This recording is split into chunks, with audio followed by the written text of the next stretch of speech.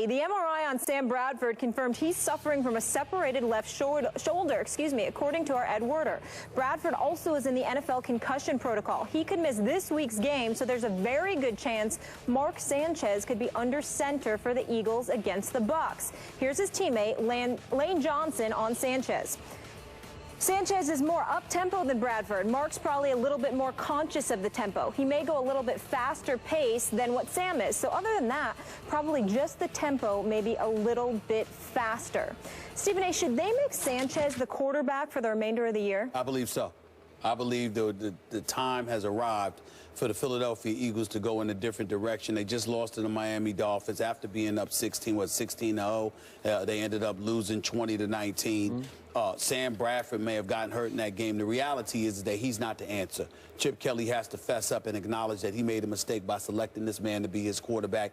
Too fragile, can't run with the football. He can pass the ball, but he isn't elite by any stretch of the imagination, although there have been a slew of individuals on the Philadelphia Eagles who have been dropping passes. It doesn't negate the fact that at the end of the day, Sam Bradford, who's thrown 10 interceptions this year, who's got a QBR of 37, who's got one of the 3 worst QBRs in all of football, doesn't appear to be the answer. Now, I will agree with Skip when you say that Mark Sanchez is the ultimate accident waiting to happen, as he proved with his end zone interception, even though I think it was Matthews, I don't remember specifically, but I think it was Matthews he was throwing the ball to. You just got to go for the ball harder than that.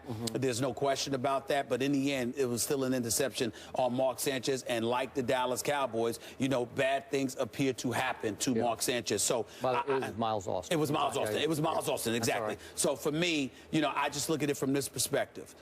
Mark Sanchez is going to make a mistake that could potentially kill you, but he's good enough to make enough good things happen to offset that on most afternoons with the right talent around him. I think when you see what the Eagles are capable of doing defensively, combined with some of the requisite weapons they have on the offensive side of the ball, whether it's with Ertz or Zellick or Jordan Matthews or Aguilar or even Riley Cooper to a lesser degree, Josh Huff, I just think that when you look at the Philadelphia Eagles right now, Mark Sanchez could do some things for this team. He's completing 60% of his passes, you know, 14 of 23 in the one game he played this year, which was last week. I get all of that, but I'm looking at this schedule. Tampa, Detroit, obviously they'll lose to New England. Buffalo, Arizona's going to be tough. Washington and the Giants.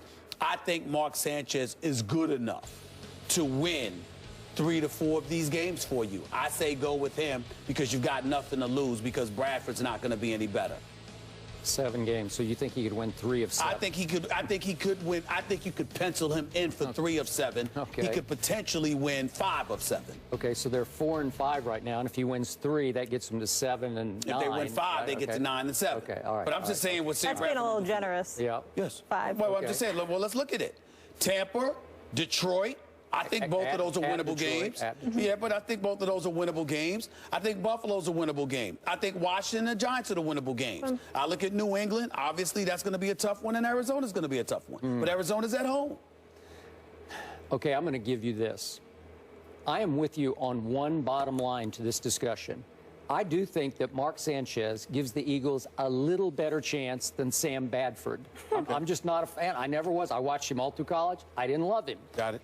And he's brittle, and he's going to get hurt. God bless him. I'm not wishing it on anybody, and I hope he's okay now. It doesn't sound terrible. He's got concussion plus a slight separation of the shoulder. I mean, it's still a long shot possibility he could even try to play this Sunday, but probably not. So back to Mark Sanchez. No quarterback I've ever watched in pro football can look better and worse than Mark Sanchez. And you don't know when it's coming, because, listen, on Thanksgiving, as I remind you, last year, and we're almost up to Thanksgiving this time, Mark Sanchez blew my Cowboys off their home field on national TV. One of the great humiliations for me in Cowboy history, because it was a wipeout. And do you remember our Friday show? You were all over me because my Cowboys, right on schedule, had stunk it up on the biggest, you know, one of the biggest stages in the sport. That late game on Thanksgiving after everybody's eaten their Thanksgiving, and they sit back and watched the Eagles carved the turkeys that were the Dallas Cowboys. And it was, listen, it tore me apart. It was hard to go in there and do that show with you on Friday. But I hung in because something told me Mark Sanchez is still your quarterback. So he started 8 games last year. he went 4-4, but right on schedule late in the year when it was time when your 3 Eagles, or 4 lost. yeah, he lost 3 in a row, but they were 9-3 at that point. It looked like they were running away with the East, and all of a sudden they lose to Seattle at home. No shame there, especially last year. Then my Cowboys went there and took it back out on them, and then they went to Washington, and remember that Saturday night game, and they stunk that up and blew it thanks to Mark Sanchez, and all of a sudden they fall to 9-6. They did win their last game, but they missed the playoffs. Mark Sanchez, ultimate accident waiting to happen. And I thought it was classic the other day. Remember, it's 2nd and goal from the Miami 9. They're down 1 point, 20-19, and 4 minutes left, 4.5 minutes left in the game. You're thinking the momentum is on Sanchez's side. He's going to take him in.